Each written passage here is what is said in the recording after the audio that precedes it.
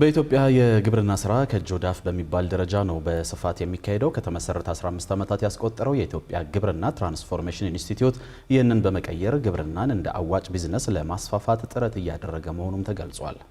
ከሰሞኑ የዚህን ተቋም እንቅስቃሴ ለመመልከት የመስክ ጉብኝት አድርጎ የነበረው ሪፖርተራችን ኤርሚያስ በጋሻው በዚህ ዙሪያ ተከታዩን ዘገባ አሰናድቷል። ምስሌ ሀሽም እንደሚከተለው ታቀርበዋለች። ይህ በኦሮሚያ ክልል ምስራቅ ሸዋ ዞን ሎሜ ወረዳ ዱንጉዲ በቀሌ ቀበሌ ውስጥ የሚገኝ የደረሰ የበጋ ስንዴ ማሳ ነው። ከሰሞኑ የዝግጅት ክፍላችን የኢትዮጵያ ግብርና ትራንስፎርሜሽን ኢንስቲትዩት ባዘጋጀው መስክ ጉብኝት ላይ ተገኝቶ የተመለከተው ይህ ማሳ በመስኖ የለማ ነው። ከአልሚ አርሶ አደሮች መካከል ያነጋገርናቸው በልዳ ሮሪሳና ኢፋጃን ነው ስለ በጋ ስንዴ ልማት ውጤት ሀሳባቸውን አጋርተውናል። ይሄ መሬት መጀመሪያ ሽንኩርት፣ ቲማቲም ነበረ። እሱም ጥቅም ብዙ ስለሌለ መንግስት ደግሞ ይሄንን ስንዴ ዝሩ ብሎ እንትና መጣ በሄክታር እንሰራለን ማለት ነው። ይሄ ገበሬው ደግሞ ይሄንን ተሰባስቦ አንድ ላይ ተመካክሮ ስንዴ ጀመሩ ማለት ነው። ከዛ ወዲህ ገበሬ አሁን ምርትም ስላገኘ ተጠቃሚ ሆኗል። ድሮ ቲማቲምና ሽንኩርት ምናምን ነው የምንሰራው። አሁን ወደ ስንዴ ከተለወን ወደ 4 አመት ምናምን ቆጥረናል። ከዛ ወደዚህ አይለኛ ለውጥ አለን። ለምን የበጋ ስንዴ በጣም ከድሮ ከክርምቱም ይበልጣል። ለዛ ነው የክርምቱን መርጠን አንደኛ መንግስትም ተደራጅተን እንድንሰራ ተደርጎልናል።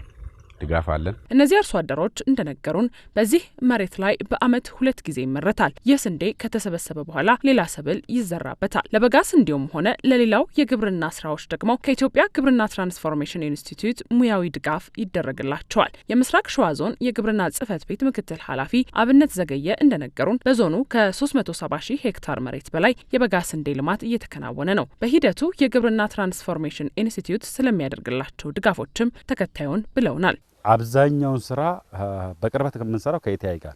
ኤቲአይ አንደኛ ከመጀመሪያው አርሶ ጀምሮ ስንዴን ዘንድሮ ለስድስተኛ ዙር ነው የምንሰራው።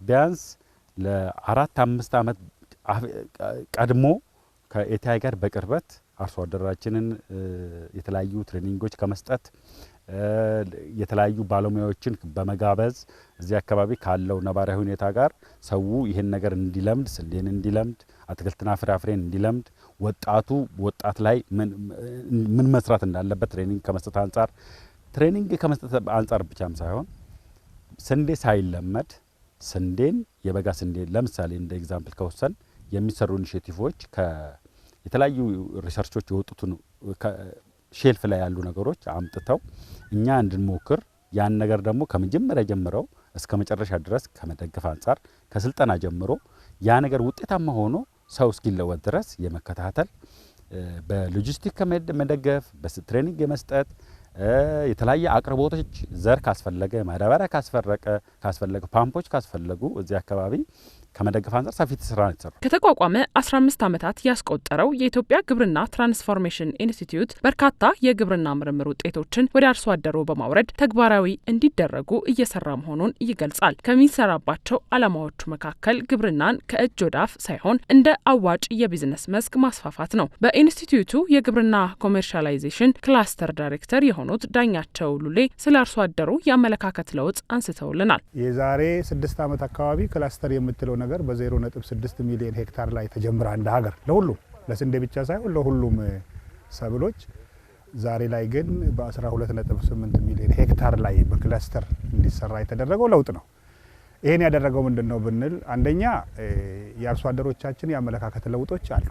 በጣም በተለይ ግብርና ከእጅ ወደ አፍ አልፎ ኮመርሻል እንዲሆንና ለትርፍ ከማምረት አኳያ እጅግ በጣም ጥሩ አመለካከቶች ለውጦች አሉ። ስለዚህ የነበረውን ሪሶርስ ነው ያመጣ ነው። ውሃው ነበር ድሮ፣ ዛሬም አለ፣ ድሮም ነበርና የነበረውን ሪሶርስ የነበረውን መሬት ተጠቅመን ይሄን በማየታችን በዚህ ቦታ ላይ እንዲህ ያልነበረውን ነገር ይሄ ነገር በመታየቱ በጣም ትልቅ ለውጥ ነው በዚህ ቦታ ላይ ማለት እችላለሁ። እንዲህ ያሉት አዳዲስ የግብርና ማዘመን መንገዶች የሚተገበሩት በስንዴ ብቻ አይደለም። አዲስ የአቮካዶ ዝርያ ለማስፋፋት በተደረገው ጥረት የተገኘውን ውጤት በተመለከተም ተከታዩን ብለውናል። አቮካዶ እንደ ሀገር 4 ጊዜ ኤክስፖርት አድርገናል። አቮካዶን ለመጀመሪያ ጊዜ ሀስ የሚባል ቫራይቲ ከእስራኤል ሀገር አምጥተው እንዲላመድ አርሶ አደሩ እንዲላመድ የተደረገው በኤቲአይ ነው። ይሄ ዛሬ የአርሶ አደር ከራሱም አልፎ የሀገርን ሉዓላዊነት ከማስከበር አንጻር ዶላር የማስገኘት ስራ ተሰርቷል። አዎ አቮካዶ እንግዲህ እኛ የተከልነው የመጀመሪያ ተካይ ነን። የመጀመሪያ ተካይ ሆነን ደርሶ ዛሬ 8 አመቱ ነው። 3 ወደ ውጪ ልከናል። የበፊቱ 7 ወር ነው መደርሰው፣ በ8 ወር ነው መደርሰው፣ በ7 አመት ነው መደርሰው። ያሁኑ ግን በ3 አመት ምርቱ ይለቀማል፣ በ4 አመት ሁሉም ምርት ይለቀማል ማለት ነው። ልዩነቱ እርገቱ ይሄ እርገት የለውም፣ በዛው ይሰፋል፣ ምርቱ ደግሞ ይበልጣል።